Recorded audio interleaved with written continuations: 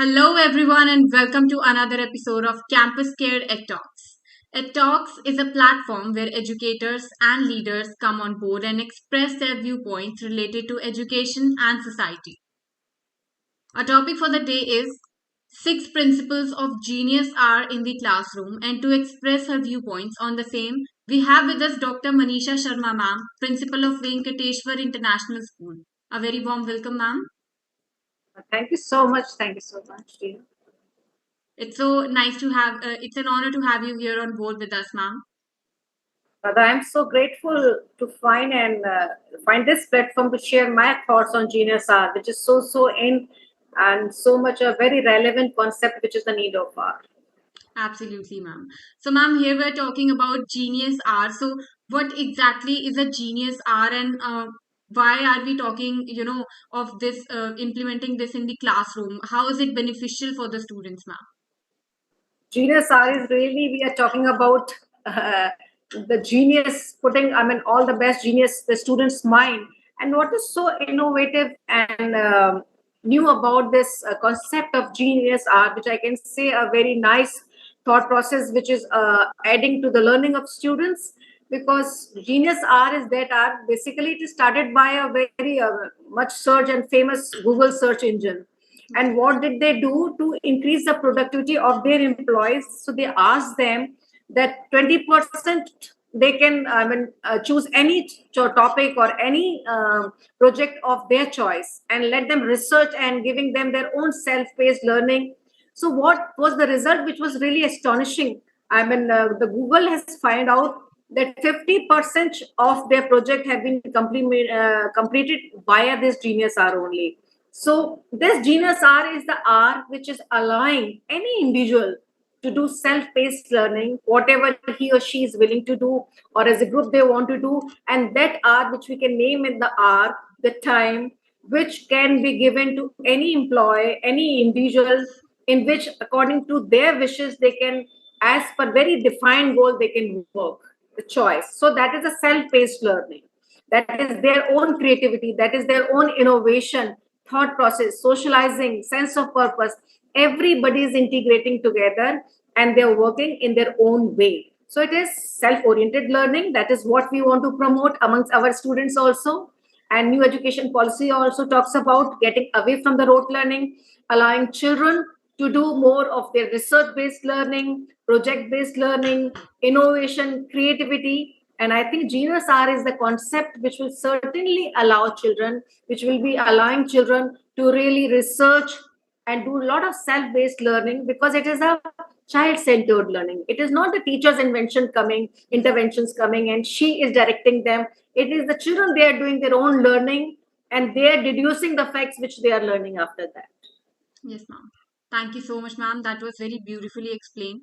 Moving forward, ma'am, do you think this genius R, as you just mentioned, that is a self learning thing for students? So, does it promotes personalized learning also, and how does it promotes this personalized learning and self centered learning, as you just mentioned? Yeah, it is certainly a personalized learning, because we know all individuals who are listening to me and every student we are teaching, they are coming to school, they're different from each other. All of them are absolutely different. And when we define a time, maybe an hour in the entire school timetable, maybe 15 minutes in each period, maybe one full day for this genius hour where children can explore. Yeah. So when children are exploring themselves, when they have been given this opportunity to explore, to research, to learn, to brainstorm, then everybody is learning something. That is a personalized learning, because they're putting their brains into it. They're learning their own way, isn't it? That is why they're personalized learning. For example, I give you an example. Suppose we have been experimenting this. Suppose we give the human health and diseases to class 12 children in biology, and we say this is the topic, this is the class of 40. I'm giving you 3 days, not only 1 hour. Yeah. I'm giving you continuously 3 days. You research, you find out, you break the topics and subtopics among yourselves. Whether you want to break it into the groups, whether you want to break it into the individual, you yourself do it. The teacher is not going to intervene, teacher is not going to instruct, teacher is not going to facilitate also. You are going to take charge of your own learning and everything. And of course, then you discuss and share your presentations, that what have you deduced, what have you learned, and then they will come out. See, this is the process. When they're churning out, there's so many skills which are coming in place: their decision making, their team building, their expression, their problem solving, analytical skills, creative learning. So many skills are coming in this way. So that is certainly a personalized learning. It is happening, isn't it so? And I'm sure that each and every educator has to infuse, embed, and integrate in everyday classroom learning. In which way they are going to do that is totally dependent on every school head and teachers, the way they're going to integrate it. That those genius hours means a tinkering, thinking, reflection, researching, self-based learning time for children. Absolutely, ma'am. A self-based learning time for children. Moving forward, ma'am, how does the teaching method affects the teacher's work also? Teaching methods, in a traditional way, in a conventional way, when teachers do teach children, all right, it is lot of their personality which matters a lot. What the way they want to teach children. Of course, any progressive teacher, she's prepared. There is a class of 40, as I say, or maybe the class of 50. She chooses the way, all right, maybe in activity based. But how many students are going to be benefited by that? Because we know every student is different from each other. So this is the traditional way of learning. But given this opportunity, with the amalgamation of the conventional mode of learning, activity based of learning, and when we are integrating certain hours of reflection, research, in the garb of genius art, then certainly it is going to help teacher. It will give her absolutely a different perspective, a teacher also. I mean, it can be vice versa also. The teacher will be learning from the students, isn't it so? So it is a very, I will say, a very open-minded approach, a novel way of thinking and reflecting, and those who believe a very thoughtful, open-minded approach of teaching students. Because here it is not the teaching; it is the learning process, and how we are really this making learning process very interesting. That depends. So teacher in a way get to know that there should be some arts which should really be embedded so that they can make the entire teaching process very interesting. Otherwise, it is the one person's perspective. But when so many minds are put into that, and then they are also the part of that learning process, then it is a very gratifying experience. Absolutely, ma'am. Very well explained. Lastly, ma'am, do you think the concept of genius are it can it be introduced in our education system also? And if introduced and if added into our education system, how do you think it will affect us? I am a very strong spokesperson, I can say, who is saying very strongly about genius art, because this is the learning, teaching, learning practice which we are implementing in our school. We certainly allow those arts where children should be given freedom and the liberty to choose topic of their choice. Suppose if there is a project, the project does not mean that it is pen and paper project. Project means it can be a podcast. Let give us the freedom to students only what project they want to choose it, what the mode they want to experiment it. Maybe it is a way of survey, maybe it is a way when they want to go visit to the different libraries, maybe they want to go to the different labs where they want to experiment.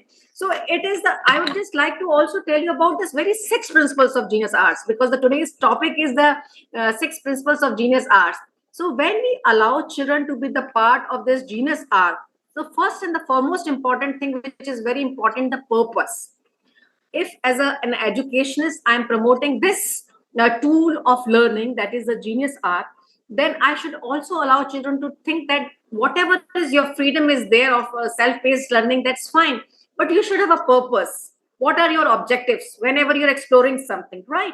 And the second thing which is very very important, that is about their design.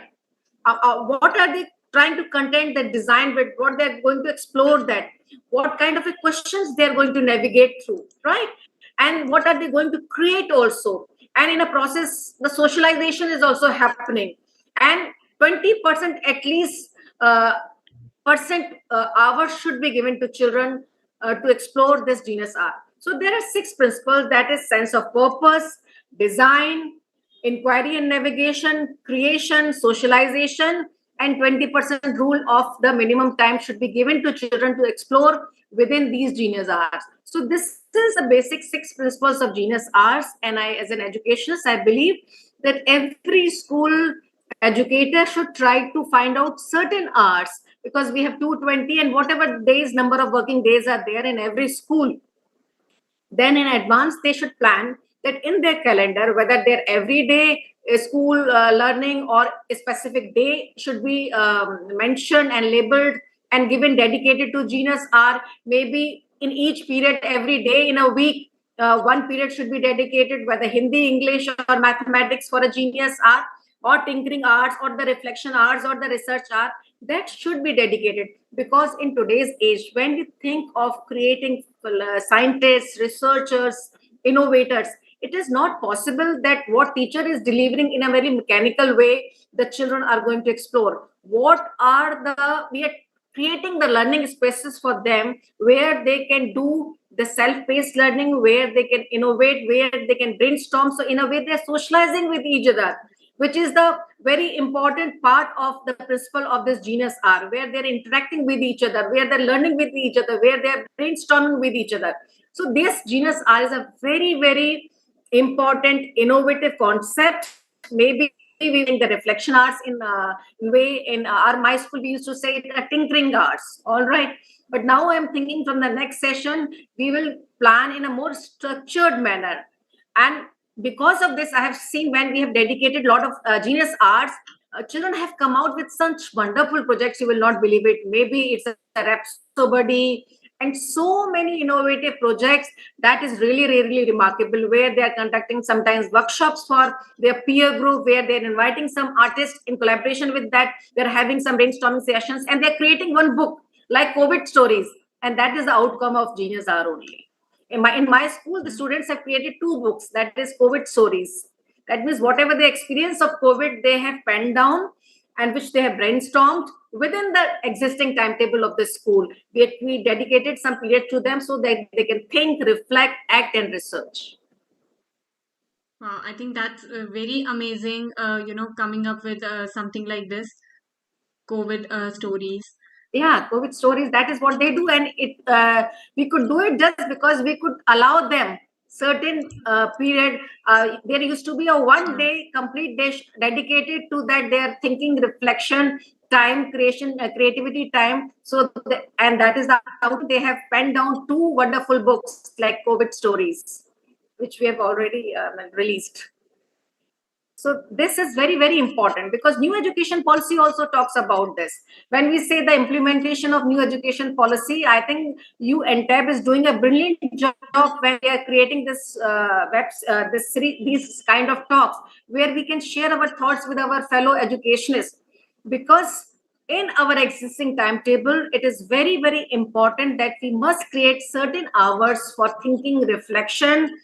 All right, giving all the facilities and liberty to children on their own way. It is for the children, of the children, and for the children, not by the teachers.